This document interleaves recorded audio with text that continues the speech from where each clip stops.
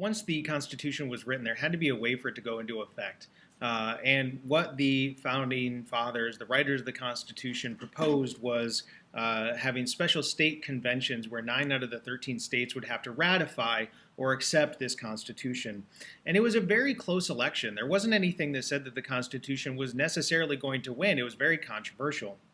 This is essentially a compromise between those people that wanted a stronger state government and those that were afraid that it was going to swallow up individual liberties.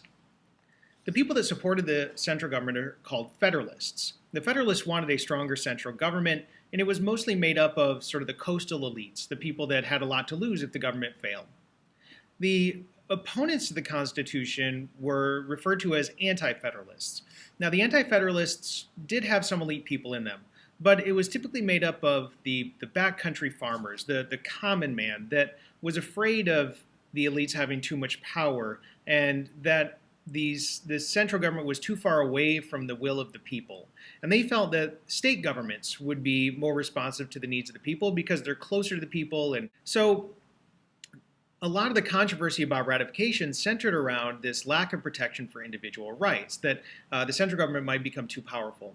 So several states only accepted the ratification of the Constitution if there was going to be something referred to as the Bill of Rights included in the Constitution.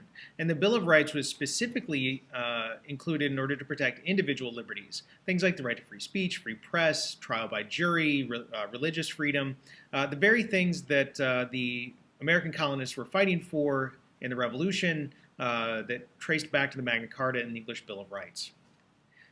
James Madison, Alexander Hamilton, John Jay, they're Federalists that supported the Constitution, and they actually took to writing. They wrote something called the Federalist Papers, a series of over 80 different essays that were published in New York newspapers in order to try to convince people to support the Constitution and a stronger central government.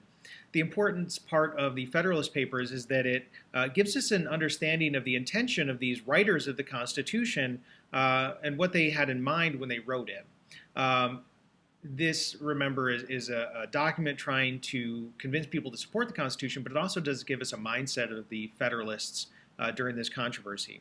The Constitution is ratified and it goes into effect, and the first president is going to be George Washington.